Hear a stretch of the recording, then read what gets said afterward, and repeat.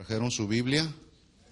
Bien, ábranla por favor en Primera de Timoteo, capítulo 1.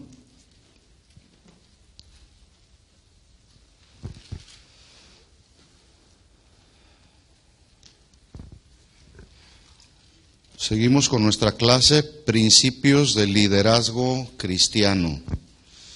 Esta es la clase número 3. Dijimos que es un estudio que estamos basando en las cartas pastorales, Primera, Segunda de Timoteo y Tito. El título de este mensaje es Falsos Maestros. Los textos que vamos a estar estudiando están en Primera de Timoteo, capítulo 1, versículos del 5 al 11.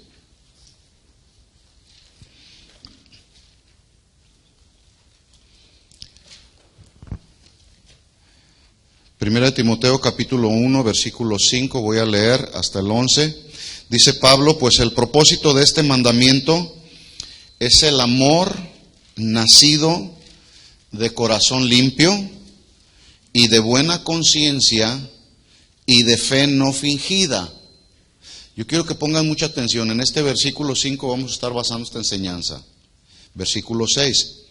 De las cuales cosas, desviándose algunos, se apartaron a vana palabrería, queriendo ser doctores de la ley, sin entender lo que hablan ni lo que afirman.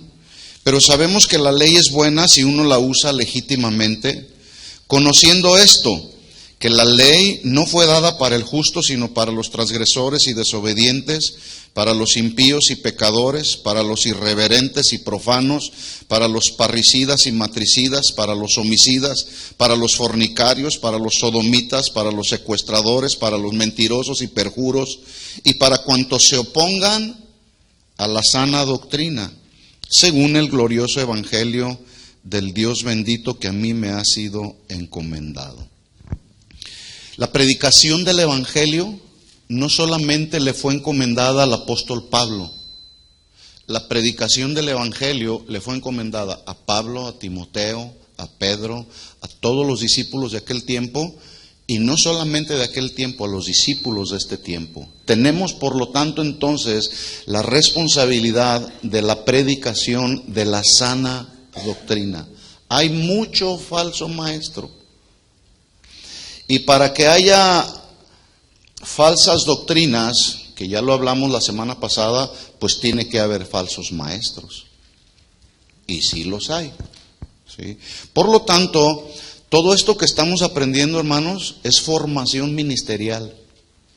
Si después de escuchar esta clase, todos estos mensajes que estamos dando, los que ya has escuchado por ahí, y en alguna ocasión el Señor te delega la responsabilidad de la predicación del evangelio, te encomienda una tarea ministerial, una responsabilidad ministerial, y como decimos en México, y chafeas, no nos va a ir bien.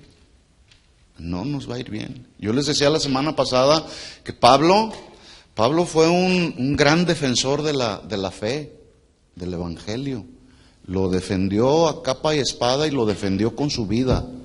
Y el ejemplo de Pablo nos enseña. En la clase pues anterior aprendimos que siempre que Dios siembra la verdad, que la verdad ha sido sembrada en nuestros corazones, siempre el enemigo buscará por los medios posibles, por cualquier medio posible, sembrar la falsedad, el error, torcer las escrituras. ¿Sí? ¿Para qué? Para hacerse llegar de adeptos. ¿Se acuerdan que en Juan 8:44 Jesús les dijo a los discípulos que habían creído en Él? Juan 8:44 dice, ustedes son de su padre el diablo. Qué fuerte les habló el maestro. Ustedes son de su padre el diablo porque los deseos de su padre quieren hacer. Él ha sido homicida desde el principio y no ha permanecido en la verdad porque no hay verdad en él. Cuando habla mentira, de suyo habla porque es mentiroso y padre de mentira. Yo les dije la semana pasada, no sé si se los dije, pero por ahí en Guadalajara surgió un pastor que tenía tanta fe para creer que el diablo se iba a convertir. Yo tengo tanta fe Yo lo conozco, ese pastor. Es de la superfe. Así, pero hay una fe genuina. Pero hay una fe muy extremosa, a tal grado. Y su falsa doctrina está proliferando ahí. Y obviamente la gente se la cree, que el diablo se puede convertir. Dice aquí, está claro, él no ha permanecido en la verdad porque no hay verdad en él. Cuando habla mentira, de suyo habla porque es mentiroso y padre de mentira. Así que si Satanás es mentiroso y padre de mentira, pues significa que tiene hijos, ¿verdad? ¿Y cómo son esos hijos? Mentirosos. Tienen las características y cualidades de su padre. Son hijos del diablo. ¿Por qué? Porque hablan herejías y falsas doctrinas. Por lo tanto, no debe de sorprendernos que uno de los ataques más persistentes sobre la iglesia, desde el inicio de la iglesia, y la semana pasada lo vimos, que aún desde el Antiguo Testamento los falsos maestros ya andaban sembrando falsas doctrinas. Por eso es que Pablo dijo a Tito en el capítulo 1, versículo 11, les dijo, a esos falsos profetas es preciso que taparles la boca. ¿Cómo? Predicando el Evangelio, la verdad del Evangelio. Hermanos, nunca prediquen otra cosa que no sea la verdad del Evangelio. Nunca lo hagan. Por eso Jesús advirtió en Mateo 7:15, guárdense de los falsos profetas que vienen a vosotros con vestidos de oveja, pero por dentro son lobos rapaces. Esta palabra guardar, la traducción del griego significa sostener la mente. ¿En qué? En la verdad. Que nuestra mente esté saturada con la verdad de la palabra. Pero también guardaos se traduce, tengan cautela. ¿De quién? De los falsos maestros. Pero también se traduce, cuídense y presten la atención debida a la verdad. Siempre que escuchen un mensaje, siempre disciérnanlo a la luz de la palabra. A ver si es cierto lo que me está diciendo, a ver qué dice. Y hay que analizar el contexto, ¿sí? Los versículos anteriores y posteriores, aplicar las reglas de la hermenéutica. Así que Jesús también advirtió que una de las señales que veríamos en antes de su segunda venida, fíjense cómo al estudiar el capítulo 4, es muy notable, el capítulo 24 de Mateo, es muy notable. Jesús profetiza de señales que veríamos antes de su segunda venida y dice, habrá hambre, habrá terremotos, habrá pestes, habrá guerras, rumores de guerras. Pero si ustedes son atentos a lo que Jesús está diciendo, en varias ocasiones insiste Jesús en el engaño religioso, que sería una de las señales que veríamos antes de su segunda venida. Se los demuestro. En 24:4 dice Jesús, mirad que nadie les engañe. Versículo 5, porque vendrán muchos en mi nombre diciendo, yo soy el Cristo. ¿Qué significa Cristo? El ungido. ¿Se fijan cómo el día de hoy se han levantado un montón de supuestos ungidos? Diciendo, yo soy el ungido, y luego dice, versículo 5, y a muchos que engañarán. Esta palabra engañar se traduce a hacer vagar a alguien, hacer vagar de la verdad. Pero también se traduce seducir a alguien con sus engaños, ¿verdad? Pero también se traduce hacer extraviar, descarriar a alguien de la verdad. Cuídense de los falsos profetas, que no los engañen. Ese es el llamado de Jesús en el capítulo 24, versículo 11 dice, y luego habla de profetas, ya no de falsos ungidos, falsos cristos. Versículo 11 dice, y muchos falsos profetas se levantarán, y dice la misma palabra, y engañarán a muchos. Así dice el Señor. Y puras profecías que rayan en herejías, que no tienen nada que ver con la palabra de Dios. Versículo 23. Mateo 24:23 dice, entonces si alguno les dijere, mirad, aquí está el Cristo, el ungido, y ahí van, venga a la campaña, tendremos al ungido fulano de tal. Cuidado, si alguno les dijere, mirad, acá está el Cristo, o mirad, ahí está, ¿qué dice Jesús? No le crean. 24. Porque se levantarán falsos cristos. Segunda vez que lo repite Jesús en el mismo capítulo. advirtiendo a la gente que le seguía. Se levantarán falsos cristos, falsos profetas, y harán grandes señales y prodigios de tal manera que engañarán, si fuere posible, aún a los escogidos. 25. Ya se los he dicho antes. Así que si os dijeren, mirad, está en en el desierto. Es que hay cada concierto que la gente dice, ¿qué está diciendo este hombre? Ahí anda un predicador que dice que celebrar el Halloween es que los cristianos debemos de celebrar el Halloween. Ya ustedes saben a quién. Y hace conciertos y lleva a la gente al desierto, allá donde no hay la verdad. Entonces dice, mirad, está en el desierto, no salgáis, o mirad, está en los aposentos, por ahí escondidos, ahí andan. Dice Jesús, no le crean. Pedro escribió otra advertencia, segunda de Pedro 2:1, vamos a ir rápido. Pero hubo también falsos profetas entre el pueblo.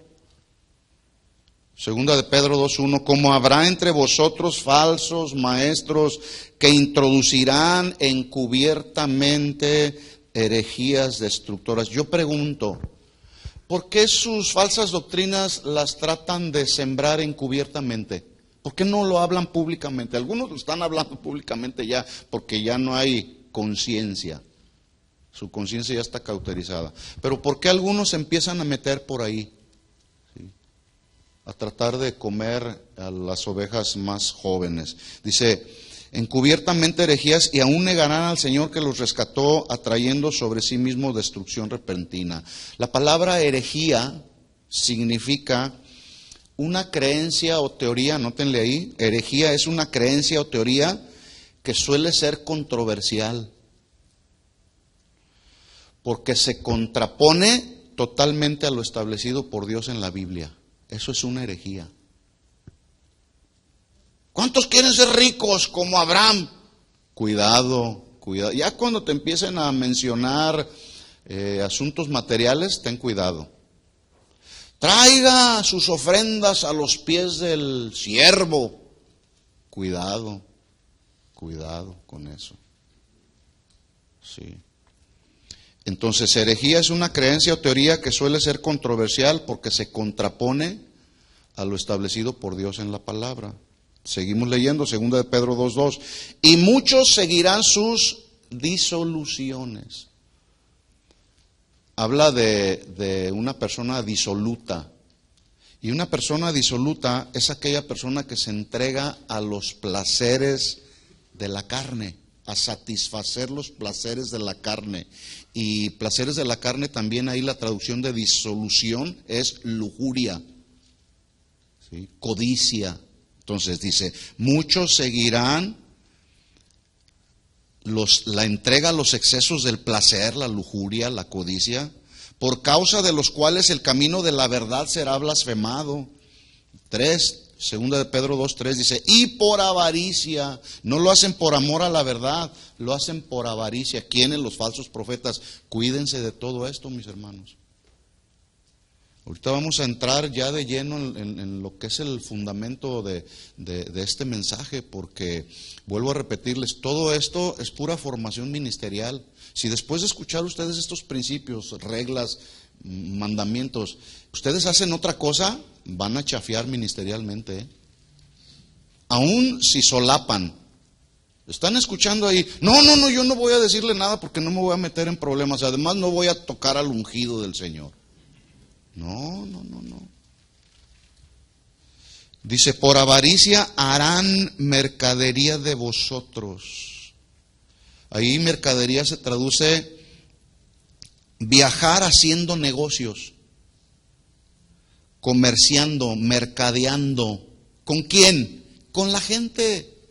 ¿Se fijan cómo andan ahí los apóstoles haciendo negocios? El día de hoy, aunque ustedes no lo crean, el día de hoy los supuestos maestros y predicadores hacen tratos con los pastores. Mira, yo te voy a recoger la ofrenda que a lo mejor jamás has recogido en tu iglesia. Nada más que me tienes que dar el 50% de lo recolectado. ¿Han escuchado algo de eso por ahí o estoy exagerando? Bueno, harán mercadería de vosotros, y miren lo que dice, con palabras fingidas. Sobre los tales ya de largo tiempo la condenación no se tarda, y su perdición no se duerme. Bueno, los falsos maestros son peligrosos porque al igual que su papá, su apariencia es engañadora debido a que están bien disfrazados de bondad y de piedad.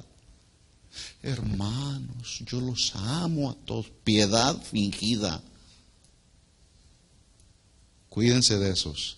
La sutileza y el peligro de los falsos maestros radica en su capacidad y en su astucia para tergiversar las verdades de la Biblia para sus propios fines y propósitos. Inventan y yo me imagino que se estudian, pero no, se ponen a estudiar, pero no para extraer lo que realmente dice la palabra, sino para ver cómo engañan a la gente, con versículos sacándolos de su contexto, tergiversando la verdad de la Biblia.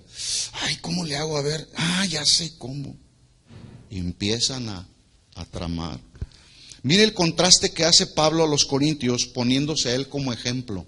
Verdaderamente Pablo es digno de tomarlo como ejemplo. Jesús es nuestro ejemplo por excelencia, ¿verdad? Vamos a 2 de Corintios capítulo 2, versículo 17, rápido. 2 de Corintios capítulo 2, versículo 17. Pablo está defendiendo su ministerio, hermanos. Lo está defendiendo y miren de la manera como lo hace. Dice, porque no somos como muchos. Miren, hay gente de las iglesias que han sido tan gravemente afectadas que se han atrevido a decir, todos los pastores son iguales. ¿Será así? Todos los cristianos son iguales, son una bola de hipócritas. ¿Será así? No es cierto. Bueno, a Pablo le decían, no, tú eres un falso apóstol. Y entonces, ¿por qué les escribe Pablo a los corintios? Porque algunos de ellos se la estaban creyendo. Estaban diciendo, sí, ese Pablo es fraudulento. Y dice, miren lo que dice, no somos como muchos, que medran. Aquí la palabra medrar se traduce también vendedor ambulante, como los vendedores que andan ahí en los tianguis, ¿verdad? Que ofrecen mercancías por 1 kilo, pero en realidad son 800 gramos. Venga y compre 1 kilo de naranjas y luego te vas y pesas, en realidad no es 1 kilo, son 800 gramos o menos. Bueno, Pablo dice ahí, yo no soy como esos, yo les estoy hablando 100% la verdad. Dice, no somos como muchos que medran falsificando, aquí la palabra falsificar se traduce a adulterar, y adulterar significa privar o quitar las propiedades y características fundamentales de un producto. En este caso, la palabra no es un producto. Bueno, pero Pablo dice, no soy como muchos que medran falsificando, quitándoles las cualidades y características que tiene la palabra. Se los quitan para sus beneficios. Y ahí lo dice, falsificando la palabra de Dios, sino que con sinceridad, es decir, con claridad, con pureza, como de parte de Dios y delante de Dios, hablamos en Cristo. Los falsos maestros, pues, primero confunden, luego cautivan, hechizan a la gente con sus falsas enseñanzas que son heréticas, finalmente los guían al infierno, porque una alma que no está caminando en la verdad, almas incautas, que luego las están conduciendo al infierno, y luego finalmente apostatan de la fe y se van. ¿Sí? Renuncian a los caminos del Señor. Así que Pablo escribe en esta primera carta a Timoteo para pedirle que haga todos sus esfuerzos posibles para detener la influencia y enfrentar a los falsos maestros con sus falsas enseñanzas. Eso es lo que tenemos que hacer todos, enfrentarlos. Primera de Timoteo capítulo 1, versículo 3, vamos ahí. Vamos a estar yendo y viniendo a 1 Timoteo porque son los versículos que estamos estudiando, así que pongan una marca ahí. 1 Timoteo capítulo 1, versículo 3. Dice Pablo, como te rogué que te quedases en Éfeso cuando fui a Macedonia, para que mandases a algunos que no enseñen diferente doctrina, versículo 4, ni presten atención a fábulas y genealogías interminables que acarrean disputas más bien que edificación de Dios que es por fe. Así te encargo ahora. Está comprobado, mis hermanos, que de las miles de sectas, religiones y denominaciones que hay en el mundo, todas esas cientos y miles de sectas, religiones, falsas doctrinas que hay en el mundo, caen en dos categorías fundamentales. Una, la categoría de los logros divinos, que esta categoría reconoce que Dios es la fuente de toda salvación. Es decir, Dios en Cristo logró la salvación por gracia, por fe, sin necesidad del esfuerzo humano, y en esta verdad es donde se fundamenta el cristianismo, donde Dios es el que logra la salvación para nosotros. Logro divino, número uno. Hay algunas iglesias que caen en esta categoría. Pero la segunda categoría en donde caen muchas de las sectas y falsas doctrinas es en los logros humanos. Esta categoría hace énfasis precisamente en los esfuerzos humanos para ganar la salvación, mediante buenas obras, ceremonias, rituales, legalistas, y es aquí donde tanto los falsos maestros de Éfeso como el día de hoy están ofreciendo un camino hacia Dios, pero que requiere del esfuerzo humano. ¿A cuál de estas dos categorías tú perteneces? ¿A la primera o a la segunda? Díganlo, a la primera, donde mi salvación no la obtuve por medios humanos, sino por su gracia. Todo es por gracia, ¿sí? Versículo 5. Mire los propósitos de un verdadero... Pablo aquí a continuación va a hacer un contraste, ¿eh? Un contraste. Fíjense cómo aquí hay un contraste entre la alfombra y la silla. ¿Sí? Y los contrastes regularmente siempre sobresalen, ¿verdad? Es muy diferente que haya un color muy semejante al color de la alfombra, ya no se distingue muy bien, son muy semejantes, pero aquí hay un marcado contraste. Este es color tinto y el otro es café. Hay un marcado contraste. Bueno, a continuación, Pablo va a hacer un marcado contraste entre un verdadero ministro del Evangelio y los falsos propósitos de los falsos maestros. Y ustedes los van a tratar de diferenciar. Dice versículo 5, 1 Timoteo 1:5, el propósito de este mandamiento. ¿Cuál mandamiento le fue dado a Timoteo? Versículo 3, quédate en Éfeso. Ese fue el mandamiento, que se quedara en Éfeso. Dice, el propósito de este mandamiento es el amor. Puntos suspensivos. Pausa. ¿Sí? El propósito principal que Pablo tenía estaba sustentado en el amor. Pero no era, hay tres tipos de amor. ¿Sí? Tres palabras que definen el amor. El amor eros, que es el amor de la carne, de los deseos.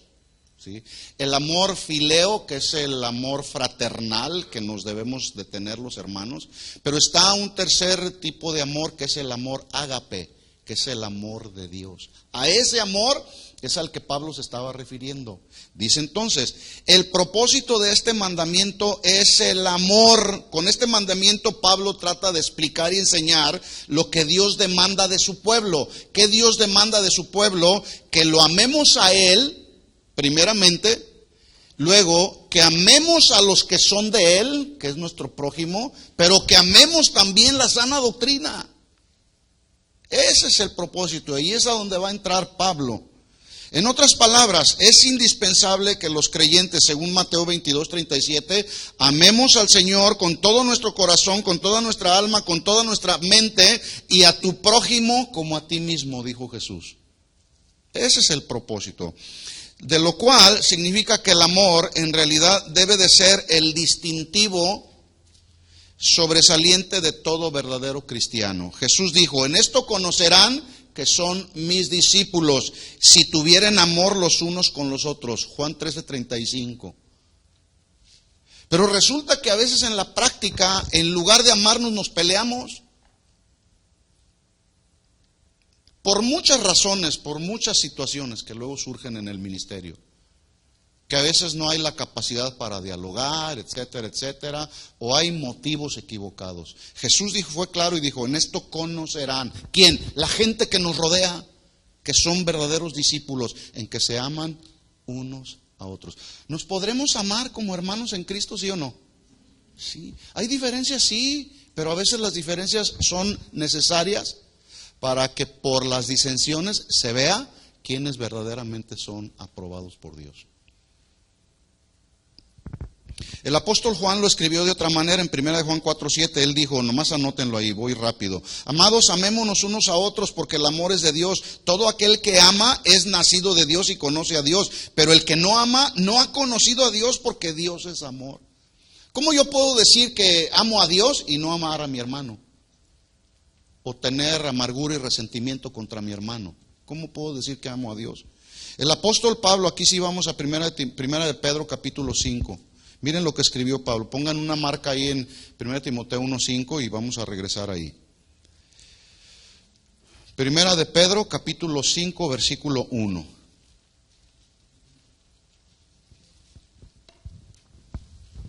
Entra en calor, así que agárrense. Les voy a aventar el saco. Ahí va. ¿Cuántos quieren la unción? Estaba viendo un video donde se agarra y luego les avienta y luego y la gente para atrás. Falsos maestros. Que es más el espectáculo que hacen ahí en la plataforma que lo que en realidad enseñan. Primera de Pedro capítulo 5 versículo 1. Ruego a los ancianos que están entre vosotros. Aquí anciano no se refiere a los ancianos de edad, se refiere a los líderes de una iglesia. Anciano es la palabra del griego presbútero, con B de bueno y acento en la U, presbútero, de donde viene la palabra que conocemos presbítero. ¿Sí? Y un presbítero se refiere a un pastor, a un apacentador, a un obispo, a un servidor de la iglesia, un supervisor de la iglesia. Eso es un anciano. Entonces dice Pedro, ruego a los presbíteros, a los pastores, a los obispos, a los supervisores que están entre ustedes, yo anciano también, con ellos, y testigo de los padecimientos de Cristo, que soy también participante de la gloria que será revelada. Versículo 2. Apacentad la grey de Dios que está entre vosotros. ¿Alguien sabe lo que significa la palabra apacentad? ¿Cómo? A ver acá. Calmar, cuidar. ¿Qué más allá, Isidro? Alimentar. Muy bien.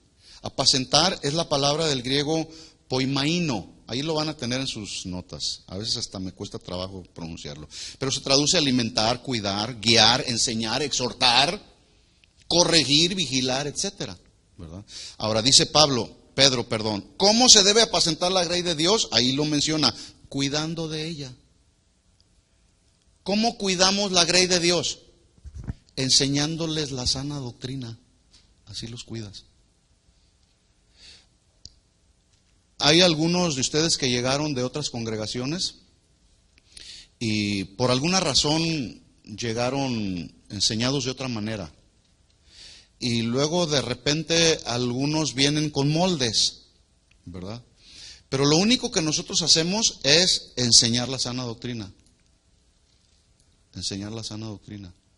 Y alinearse al orden que establece la palabra. Nada más. ¿Sí? De esa manera se cuida la grey de Dios. Dice entonces, cuidando de ella, y luego continúa diciendo, no por fuerza, sino voluntariamente, no por ganancia deshonesta, sino con ánimo pronto, no como teniendo señorío sobre los que están a vuestro cuidado, sino siendo ejemplos de la grey. Este es un tremendo reto que todos tenemos, los ministros, pero también los creyentes, ser ejemplo. Y hay de ejemplos a ejemplos, Hay buenos ejemplos, pero también hay malos ejemplos. Y aquí Pedro se está refiriendo al buen ejemplo que como ministros debemos de tener. No estoy hablando de una perfección, porque no hay perfectos en la iglesia, ni hay iglesia perfecta. Porque estamos todos nosotros aquí que formamos la iglesia y no somos imperfectos. Pero eso no significa que no podemos manifestar un buen ejemplo de acuerdo a lo que la Biblia nos enseña.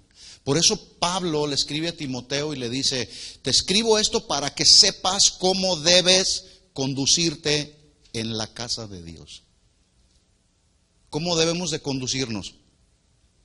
Con la sabiduría que Dios nos da, en el orden que Dios establece en la iglesia. ¿Sí? Recordemos entonces que Pablo está haciendo un contraste entre los propósitos de un verdadero ministro en relación a los propósitos de un falso maestro. Regresemos a 1 de Timoteo capítulo 1. Dice, pues el propósito de este mandamiento es el amor ágape, que es el amor de Dios que ha sido derramado en nuestros corazones. Es el amor de la voluntad, es el amor de la abnegación que se requiere para beneficiar al prójimo. Se hace por amor. Yo sirvo a Dios por amor. Yo voy a servir a mis hermanos por amor, no por buscar un beneficio personal o buscando algo a cambio. Y a veces hay falsos maestros que sirven a la gente, y qué casualidad que solamente sirven a los que saben que tienen dinero, y van y oran por ellos, y los visitan hasta 2 o 3 veces por semana, y los sirven ahí, buscando que lo hacen por amor o por buscar un beneficio personal o buscar algo a cambio. Cuídense de ellos. Entonces Pablo explica a continuación que esta clase de amor, el amor ágape, nace, escuchen esto, o está engendrado, esa es la fuente, de 3 fuentes principales. 1, un corazón limpio, una buena conciencia y una fe no fingida. Vamos a estudiar estos 3 puntos que están tremendos. Repito entonces esto. Pablo dice, este mandamiento es nacido del amor, el amor ágape, es engendrado de estas 3 fuentes principales.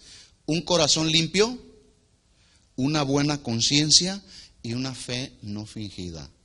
Cuando un servidor, cuando un creyente, cuando un ministro no tiene estas 3 cualidades y estas características de donde nace el amor, muy difícilmente será un buen ministro del Evangelio.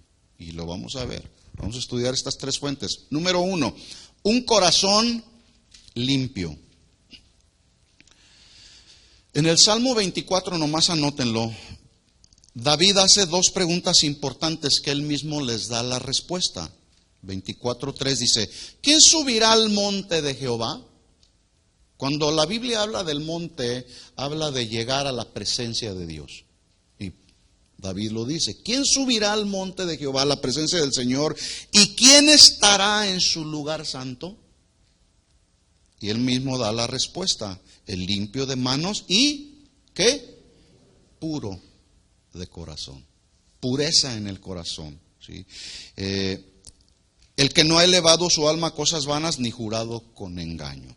La respuesta que David está ofreciendo a estas preguntas llama la atención en 3 áreas que son importantes en el carácter de un creyente y de un ministro. 3 áreas importantes. Número 1, limpio de manos,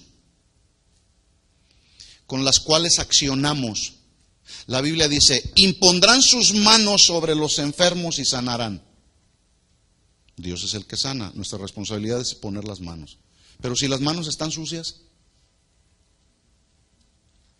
entonces, por eso es que el limpio de manos habla del carácter, de pureza, limpio de manos. Luego dice, segunda parte importante del carácter de un ministro, de un servidor, pureza de corazón, ¿sí? Dice la Biblia, de la abundancia del corazón habla la boca.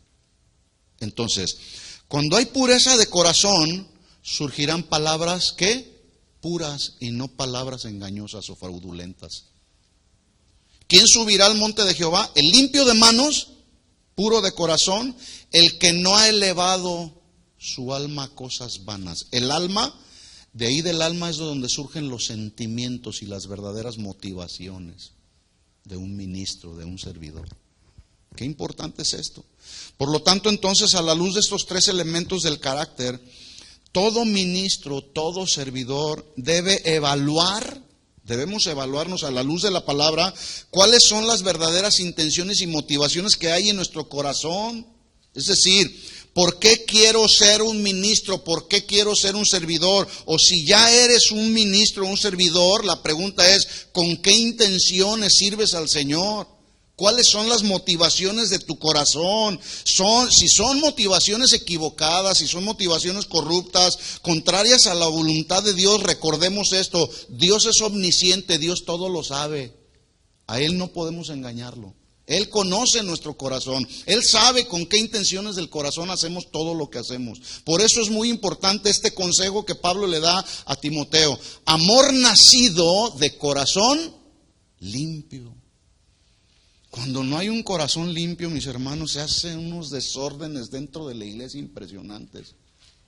David, después de haber pecado, fue confrontado, fue quebrantado y fue arrepentido, se arrepintió. Y miren las palabras que él escribió en el Salmo 51, diciéndole a Dios, versículo 10, 51, 10, crea en mí, oh Dios, ¿qué? Un bonito carácter. Haz de mí un hombre carismático, Señor. ¿Qué le dice David? Dice, crea en mí, oh Dios, un corazón limpio y renueva un espíritu recto dentro de mí. Porque de aquí, del interior, es donde sale todo, lo bueno y lo malo. De ahí sale, del corazón salen, dijo Jesús, los malos pensamientos, los robos, los hurtos, los fraudes, los adulterios, de ahí sale todo. Por eso Pablo le está insistiendo a Timoteo, el amor nacido de corazón limpio. ¿Por qué sirves a Dios?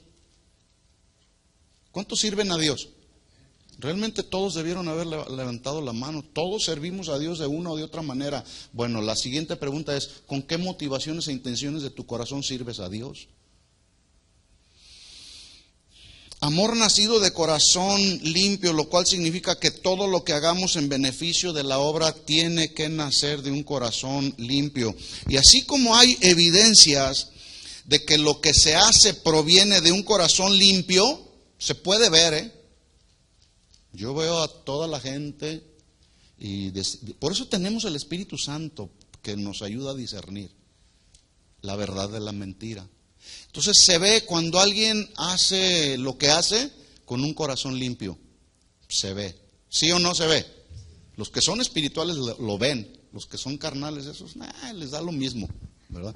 Bueno, pero así como se ve las verdaderas intenciones del corazón de alguien, también se ve lo contrario, cuando alguien lo hace con una mala intención, ¿sí?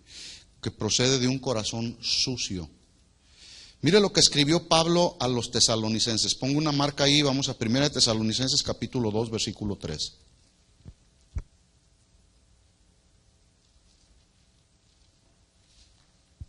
Acuérdese, Pablo está haciendo un contraste entre las verdaderas motivaciones de un verdadero ministro en relación a un falso ministro. Hay un contraste y está muy marcado. Mire lo que dice 1 Timoteo capítulo 2 versículo 3. Perdón, 1 Tesalonicenses capítulo 2 versículo 3. Muy bien, a propósito lo hice. 1 Tesalonicenses capítulo 2 versículo 3 dice, porque nuestra exhortación, y aquí exhortación significa llamar la atención para reprender a alguien, para corregir a alguien, para aconsejar a alguien a través del mensaje del Evangelio. Dice, porque nuestra exhortación, escuchen, dice Pablo, no procedió de error, ni de impureza, ni fue por engaño. Pablo usó 3 palabras distintas para afirmar la veracidad de su ministerio, y en cada una de ellas expresa el contraste contra los falsos maestros. Número 1, primero estableció que su mensaje no procede de un error. Aquí la palabra error es la palabra del griego que se traduce fraude. Entonces dice Pablo, mi palabra, nuestra exhortación, nuestro mensaje no procede de un fraude o no tiene intenciones fraudulentas, sino que yo les doy un mensaje que es verdadero y libre. Estoy parafraseando. Toda mala intención del corazón de los falsos maestros se traducirá en un fraude. Y Pablo dice, mi mensaje no procede de un fraude, ¿eh? Mi mensaje ha sido claro para ustedes. Número 2, su manera de vivir era pura, porque dice él ahí, mi mensaje no procedió de error ni de impurezas. Es decir, él manifestaba un ejemplo de pureza ministerial. No andaba con asuntos escondidos, ¿sí? Libre de cualquier corrupción del alma o cualquier perversión sexual o cualquier motivación demoníaca. Y Pablo lo aclara. Y en tercer lugar, él dijo, mi mensaje no procede de engaño. Y aquí esta palabra engaño también se traduce truco. Mi mensaje no lo estoy dando, las palabras de exhortación no las estoy dando con trucos o manipulaciones engañosas. ¿Habrá falsos maestros y falsos predicadores que hoy trabajan con trucos? Parecen más magos que verdaderos ministros, que hacen trucos. Versículo 4, 1 Tesalonicenses 2:4, sino que según fuimos aprobados por Dios para que se nos confiase el Evangelio. ¡Wow! ¡Qué responsabilidad! Miren, hermanos, tenemos una gran responsabilidad que cuando yo pienso en lo que se nos ha confiado del Evangelio, se me pone el cuero de gallina. Es una gran responsabilidad. No estamos jugando a la iglesita. No estamos, son almas con las que estamos tratando, que tenemos la responsabilidad de guiarlas al camino de la verdad, porque un día vamos a dar cuentas. Un día vamos a dar cuentas. Todo mundo vamos a dar cuentas ahí. A ver qué hicimos con lo que Dios nos confió. ¿Sí? Que salgamos aprobados, dice ahí Pablo, según fuimos aprobados por Dios, para que se nos confiase el Evangelio. Así hablamos, no para agradar a los hombres. Nunca, escuchen, este es un principio, porque estamos hablando de principios del ministerio. Normas que se deben de seguir acerca de cómo debemos de conducirnos en la casa de Dios. Nunca un verdadero ministro o servidor del Evangelio debe de tener en su corazón el deseo por agradar a la gente. ¿O sí?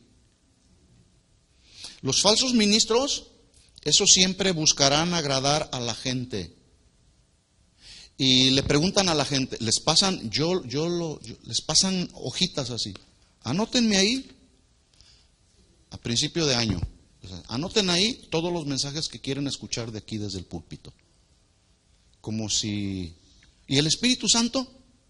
Que es el que nos guía a las enseñanzas, ¿qué quieren escuchar en todo este año? Anótenlo ahí. Y saben, regularmente la gente lo que quiere escuchar, pues son puros mensajes que los motiven. Por eso muchas iglesias están abarrotadas ahí. Y quieren pura emoción, ¿verdad? Entonces, nunca un verdadero ministro debe de agradar a los hombres. Dice Pablo, no como para agradar a los hombres, sino a Dios que prueba los corazones. Así como el corazón de Pablo, de Pedro, de Timoteo, de Tito, de todos los ministros de Dios fue probado, así es probado también el corazón de los falsos maestros, pero también así mismo es probado nuestro corazón. A ver si lo que hacemos lo hacemos para agradar a los hombres. Es que así dice el pastor, así dice el apóstol. No. ¿Qué dice la Biblia? Hay quienes le creen más a lo que dice el apóstol, el profeta, que a lo que dice la Biblia. Versículo 5. Miren lo que dice ahora Pablo. Porque nunca usamos palabras lisonjeras. Esta expresión, palabras lisonjeras, se traduce más claramente en otros escritos originales como palabras que encubren avaricia. Y pues es un deseo típico de los falsos ministros para lograr sus propósitos desmedidos de codicia y de avaricia. Están muy bien encubiertas con palabras lisonjeras. Hay una palabra que es una palabra sinónima de lisonja, que es adulación. Adulación y lisonja son primas hermanas, estas dos palabras. ¿Saben lo que significa esta palabra adulación o lisonja? ¿Alguien sabe? Yo se los he dicho. ¿Sí? Bueno, es una falsa alabanza o un halago hacia otra persona que es falso, no es genuino. Pero además, escuchen esto, una adulación o lisonja son expresiones corrientes de bajo nivel, porque buscan el interés personal, buscan el propósito de ganarse la voluntad de las personas para cumplir sus propósitos personales y carnales. Y lo hacen con palabras de adulación o de lisonja. Por ejemplo, hermano, nunca había conocido un cristiano como tú. Eres impresionante. Mira, yo conozco muchos cristianos, pero nadie como tú, hermano. Wow. Entonces el hermano se queda, wow. Pero ¿saben cuál es el problema? El problema es que al que se le está adulando, se la cree, que es el mejor cristiano del mundo.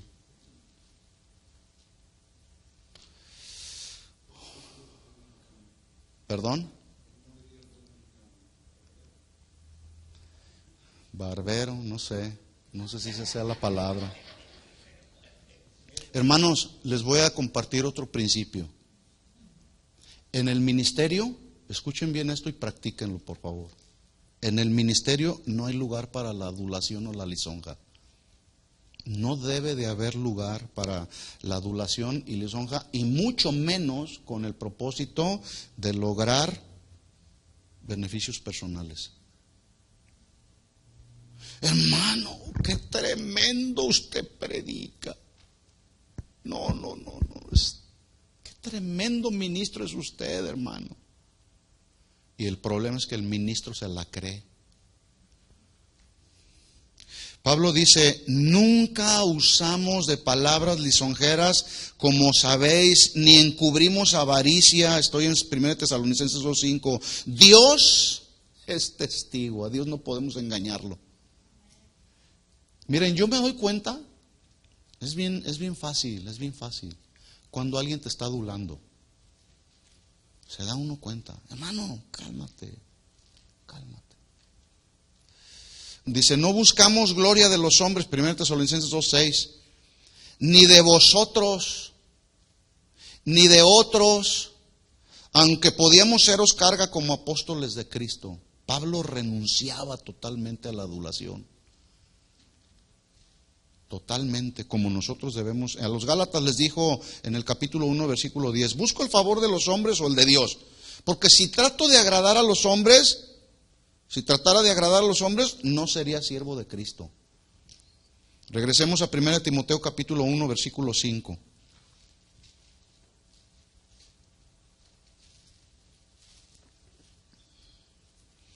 Entonces dice Pablo, el propósito de este mandamiento es el amor nacido de corazón limpio. ¿Cómo está tu corazón? Y de veras que esta es una llamada para todos a escudriñar nuestro corazón, Si hay cosas ahí que sabes que necesitas quitarlas, de una vez y por todas, mi hermano. Hay que quitarlas, porque en el ministerio no hay lugar para un corazón sucio. No hay lugar para ese tipo de cosas. El amor nacido, dice Pablo, número 1, de corazón limpio. Y en segundo lugar, habla de otro elemento de donde es la fuente del amor.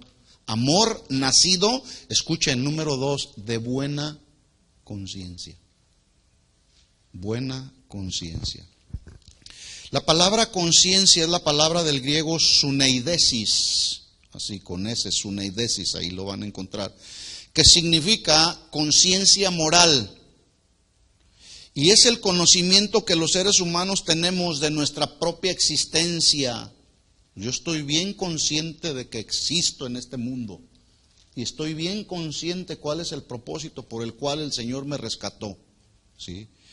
La conciencia Es el elemento que nos ayuda a discernir nuestros actos y nuestros pensamientos, el por qué y cómo lo hacemos, con qué intención lo hacemos. Ahí en la conciencia nos damos cuenta. Dios creó a todos los seres humanos con una conciencia que es la facultad que nos permite juzgarnos a nosotros mismos. Es decir, es algo intangible que está ahí en el alma.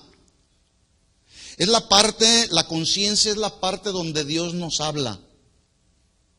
Donde tú puedes estar en la presencia de Dios, meditando en su palabra y dices, wow, el Señor me está hablando. Ahí nos habla, en la conciencia, ¿sí? Ahí en la conciencia es donde se determina que cuando hacemos algo que agrada a Dios, produce, aquí en la conciencia produce placer, satisfacción, paz por haber agradado a Dios. Wow, estoy sirviendo al Señor, lo estoy haciendo con un corazón limpio, sin motivaciones equivocadas. Estoy sirviendo al Señor para agradarlo a Él. No estoy adulando a nadie, no estoy tratando de agradar a los hombres. Y tu conciencia te dice, te trae paz, produce paz, ¿verdad? Pero ahí mismo en la conciencia el ser humano conoce sus límites. Tenemos límites y la Biblia marca límites. Y ahí en la conciencia nos ayuda a distinguir entre el bien y el mal, la verdad de la mentira, lo falso de lo verdadero. Cuando traspasamos esos límites, inmediatamente la conciencia produce en nosotros ya no sentimientos de paz, sino de culpabilidad, tal vez, de condenación. Eso que hiciste no está bien. ¿Dónde surge esa vocecita ahí, aquí en la conciencia? ¿Verdad? Se produce temor inclusive también cuando no hacemos la voluntad de Dios. Se produce vergüenza. Y todos estos elementos son como una alarma que se enciende y que está amenazando la paz que debe de surgir del alma. Cuando ya la conciencia te está diciendo, eso que estás diciendo no es lo que dice mi palabra. Y luego la voz de la conciencia te dice, corrige. O cuando salimos de aquí, estamos en casa o andamos allá y andamos así. Eso que estás haciendo no es bueno, no agrada a Dios. ¿Dónde viene ese sentir? Aquí en el corazón, ¿verdad? David dijo, bendeciré a Jehová que me aconseja y aún en las noches me enseña mi conciencia. Salmo 16:7. Aún en las noches me enseña mi conciencia. La conciencia, este es un principio, anótenlo ahí. Estamos hablando de principios. La conciencia es el único juez que nadie puede sobornar. A la conciencia no le puedes decir, te voy a dar tanto y perdóname este pecadito, ¿no? No se puede. Es imposible. Entonces dice Pablo, miren cómo cobra sentido ya las palabras de Pablo en el mandamiento. Quédate ahí en Éfeso y manda que no enseñen diferente doctrina, pues este mandamiento que te estoy dando, Timoteo, nace de un amor, de un corazón limpio, de buena conciencia, ¿sí? Parafraseando las palabras de Pablo, le está diciendo, el ministerio que te ha sido encomendado, Timoteo, la mayordomía, la administración de los bienes que Dios te ha delegado, todo lo que hagas, todo lo que digas debe de ser con un corazón limpio y con buena conciencia. Ahora, ¿ustedes creen que Pablo tenía corazón limpio y buena conciencia? Claro, si no sería un tremendo mentiroso todo lo que escribió ahí. Escuchen esto, mis hermanos. Todos podemos tener bienes materiales, una casa, un auto, un buen vestuario. Puedes tener un lugar en el ministerio inclusive. La pregunta es, ¿qué te dice tu conciencia respecto a la forma y a la manera como obtuviste lo que tienes? Hace unos días me preguntó el hermano que está ahí en la parte de atrás, hermano, me están pidiendo esto, pero tengo estas inquietudes en mi corazón y así. Me dice, ¿qué hago? Lo que te diga tu conciencia. Que a veces entramos en tanto rollo Y queremos sacar o dar ejemplos o dar consejos cuando es a veces tan simple. ¿Qué dice tu conciencia? ¿Sí o no? Obviamente hay que ir al consejo de la Biblia, ¿verdad? Pero también a la conciencia, ¿sí?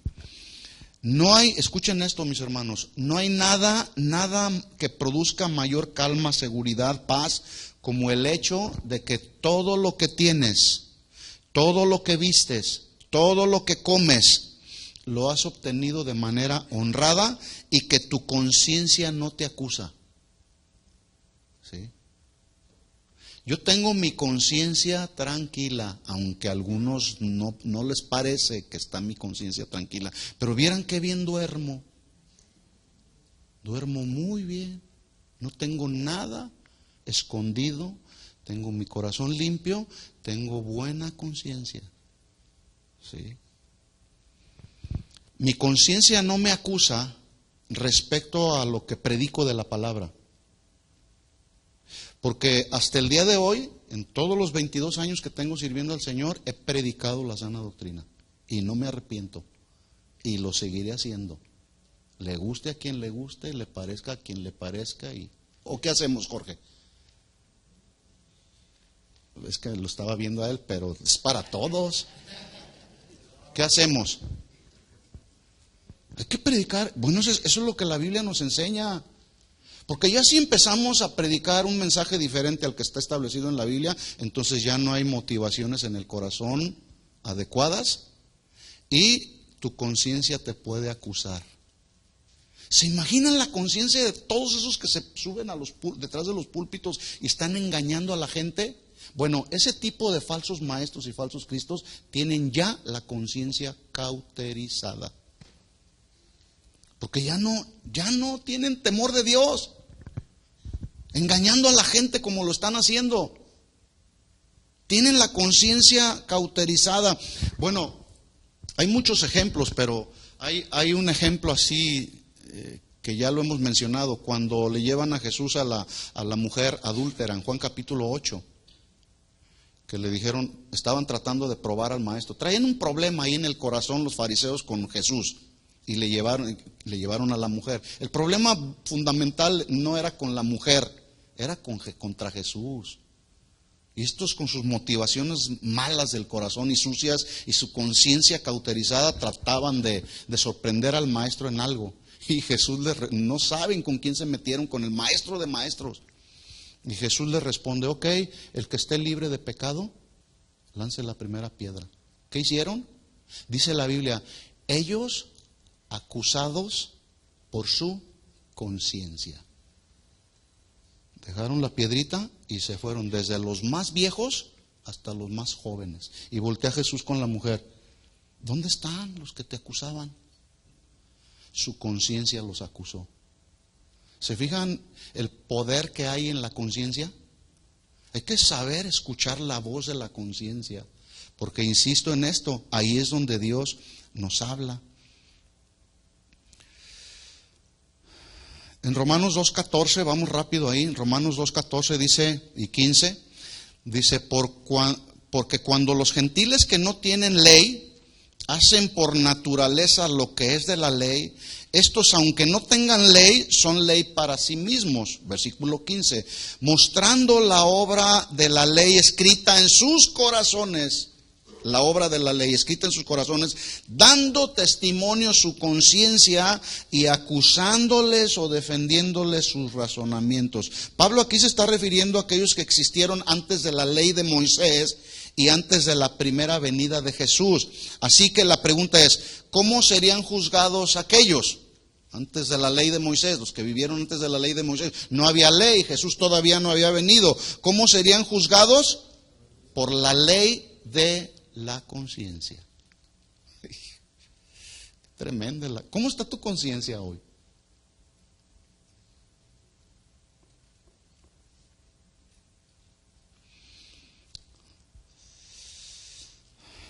Bueno, no basta solamente tener fe y buena conciencia.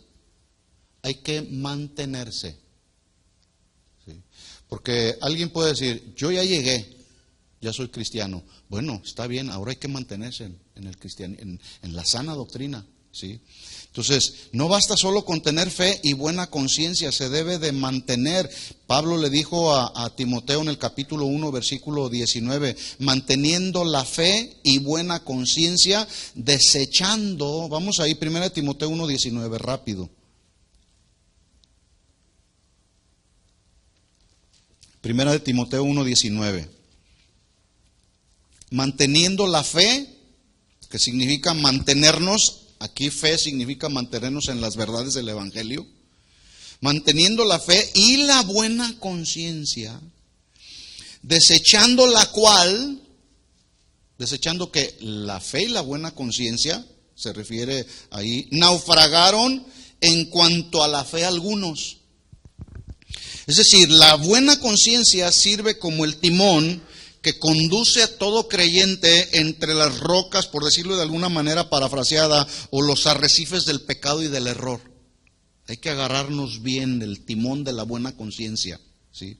Pero los falsos maestros ignoran y desechan que la conciencia es la que habla al corazón. Y entonces hacen naufragar con sus falsas enseñanzas a todos aquellos que les escuchan, manteniendo la fe y la buena conciencia, desechando la cual naufragaron en cuanto a la fe algunos. A Pablo le surgieron dos personajes en la iglesia que llegaron ahí con vestido de oveja, pero por dentro eran lobos rapaces. Estos dos personajes son de los que no faltan en las iglesias. Eran miembros de la iglesia, pero se oponían a todo. No estoy de acuerdo en esto. ¿Por qué no lo haces de esta manera? Mira, Pablo, y se oponían a todo. Miren lo que le pasó a esos que se opusieron al ministerio de Pablo. ¿Quiere conocerlos? Ahora, Pablo da los nombres de ellos.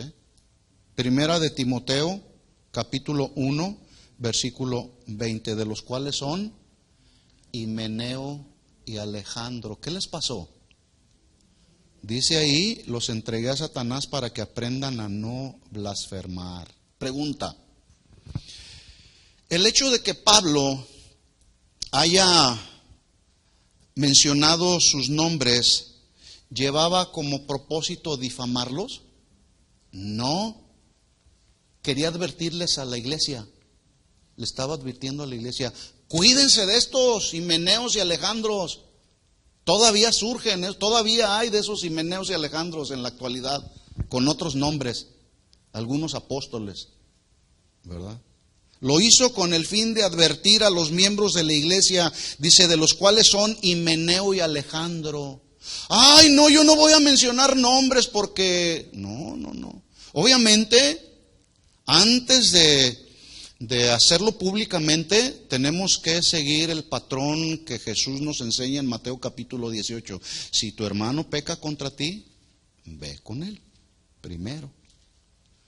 Si el hermano arregla el asunto, has ganado a tu hermano. Si no, toma 2 o 3 testigos para que conste toda palabra. Y si no, dilo a la iglesia y tenlo por gentil y publicano. Y es entonces cuando ya, hermanos, hay dos personajes aquí que están metiendo falsas doctrinas, que se están oponiendo a todo, se llaman Himeneo y Alejandro. Este Himeneo, dice la historia, que en un tiempo fue restaurado, porque cuando dice ahí los entregué a Satanás, ¿qué significa? Órale, Satanás, ahí te va. No, simplemente lo que significa ahí es la excomunión. ¿Cuántos saben que cuando estamos bajo la cobertura del Señor podemos contar con la bendición de Dios? Pero cuando andamos ahí oponiéndonos a la sana doctrina y oponiéndonos a las autoridades que Dios ha establecido y falsificando y con motivaciones del corazón y mala conciencia, el Señor Él se quita, ¿sí? Se sale y deja de cubrirnos, ¿verdad? Entonces, lo que hizo Pablo fue excomulgarlo, ¿sí? Quitarlo de la comunión, de la cobertura de Dios, ¿verdad? De la relación con los hermanos, ¿sí? Pero este Himeneo se arrepintió, pero su arrepentimiento no fue genuino. porque luego siguió con sus problemas ahí. Tuvo remordimiento en el momento que lo excomulgaron. Le vino un remordimiento y quizá fue y pidió perdón con los hermanos ahí públicamente, perdónenme. Fue restaurado a la comunión otra vez. Pero ¿saben qué hizo? Empezó otra vez, como nunca andan solos. Los falsos maestros y los inconformes nunca andan solos, empiezan a murmurar, empiezan a escupir su amargura y resentimiento que traen y contaminan a otros. Y se agarró a este Alejandro, a los cuales Pablo entregó a Satanás, los desligó de la comunión con otros hermanos. Pablo los expulsó de la iglesia. ¿Por qué? Porque no tenían un corazón limpio y una buena conciencia. 1 Timoteo 1:5, regresemos ahí. El propósito de este mandamiento, dice Pablo, es el amor nacido de un corazón limpio, de buena conciencia y, en tercer lugar, de fe no fingida. Fe es la palabra aquí del griego pistis, así como se oye, y su traducción fundamental es confianza en Dios. Pero también fe tiene otras traducciones que se deben de interpretar de acuerdo al contexto donde se encuentra la palabra fe. Aquí fe, cuando dice Pablo, y fe no fingida, no se traduce confianza en Dios, sino fidelidad. Entonces podemos leer, corazón limpio, buena conciencia y fidelidad. No, ¿fidelidad a quién? Fidelidad a Dios, fidelidad a los que son de Dios y fidelidad a la doctrina, a la sana doctrina. Hay otro ejemplo en Gálatas 5:22 cuando habla del fruto del Espíritu, que dice es amor, gozo, paz, paciencia, benignidad, bondad y fe. Ahí fe no es confianza en Dios, es fidelidad. Un fruto del Espíritu es la fidelidad a Dios. Así que podemos leer de la siguiente manera, Pablo diciéndole a Timoteo, el propósito de este mandamiento es el amor nacido de un corazón limpio, de buena conciencia y de fidelidad no fingida. Pregunta, ¿Judas manifestó una fe no fingida? Ese trabajó muy bien, fingió muy bien. ¿Sí? Fingió que era un buen discípulo de Jesús, pero por dentro las verdaderas intenciones de su corazón no eran limpias.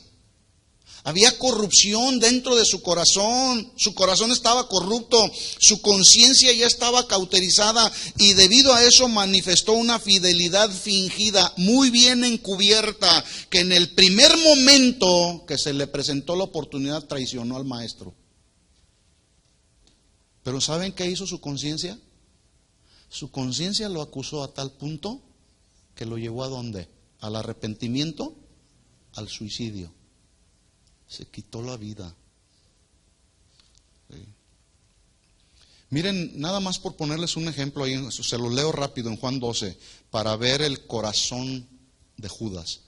Dice que 6 días antes de la Pascua vino Jesús donde estaba Lázaro, el que había estado muerto, que había resucitado de los muertos. Le hicieron ahí una cena, Marta servía, Lázaro era uno de los que estaban sentados a la mesa. Entonces María tomó una libra de perfume de nardo puro y dice que era de mucho precio y empezó a ungir los pies del maestro, los enjugó con sus cabellos y la casa se llenó de olor del perfume. Y dijo uno de sus discípulos, ¿quién era? El Judas traicionero, hijo del diablo, que su fe no era una fe genuina, era una fe fingida. Hermanos, cuidémonos de esa clase de fidelidad fingida. Ay, sí, yo soy fiel. ¿A quién eres fiel? ¿A Dios? ¿Eres fiel al ministerio? ¿Eres fiel con los hermanos o andas fingiendo? Dijo uno de sus discípulos, Judas Iscariote, ahí está, se mencionan los nombres, hijo de Simón, el que le había de entregar. ¿Por qué no fue este perfume vendido por 300 denarios y dado a los pobres? Qué espiritual se oía, ¿no? 300 denarios equivalían al salario de un año de un obrero promedio. O sea, era una buena lana, ¿verdad? Pero dijo esto, no porque se cuidara de los pobres, sino porque era ladrón y tenía él la bolsa y sustraía de lo que echaba en ella. Corazón limpio, buena conciencia y fe no fingida. 3 elementos que son indispensables que haya en la vida de un creyente y de un ministro del Evangelio, de un verdadero ministro. Cuando no hay estos 3 elementos, cuando no hay un corazón limpio, cuando no hay una buena conciencia, entonces va a surgir una fe o fidelidad a Dios, a los hermanos, a la palabra, bien fingida. Y saben una cosa, hay mucho ministerio fingido hoy. Hay mucho cristiano fingido. No, hay que ser genuinos, hermanos. Hay que ser genuinos. ¿Sí? La fe de Judas no era genuina, era fingida. No tenía un corazón limpio. Y bueno, pues su conciencia lo acusó tarde o temprano. Miren, alguien que tiene años trabajando en una fe fingida necesita ser un Judas, así donde ya la conciencia ya no le acusa, ¿verdad? Necesita trabajar como Judas. Y vaya que lo encubrió muy bien el Judas por 3 años que anduvo con el maestro. Entonces, terminamos. El propósito de este mandamiento es el amor nacido de corazón limpio, de buena conciencia, de fe, fidelidad no fingida. Aquí la palabra fingida es la palabra del griego anupokritos, con cada kilo. Anupokritos, de donde viene la palabra al castellano que usted y yo conocemos como hipocresía. Fe hipócrita, fidelidad hipócrita. Así era la fe del tremendo Judas. Entonces podemos parafrasear las palabras de Pablo. Amor nacido de un corazón limpio, de buena conciencia y de una fidelidad a Dios y a los que son de Dios, al evangelio de la sana doctrina, sin hipocresía. Bueno, hay más por aquí. Hay mucho más, porque nos quedaron otros versículos, pero ahí los estudian en sus notas. Este era el fundamento de este mensaje.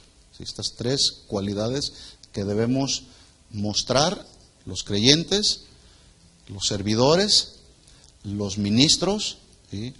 Un corazón limpio, buena conciencia y fe no fingida. Una fidelidad a Dios que no sea hipócrita, mis hermanos. ¿De acuerdo? Después de este mensaje, ustedes no pueden decir, no sabía, yo no sabía. Después de este mensaje, si no corregimos las cosas que pueda haber en el corazón que no le agradan a Dios, entonces tu conciencia te va a acusar. Y la fidelidad hacia Dios no va a ser genuina, sino va a ser fingida. ¿Aprendieron? Principios de liderazgo cristiano.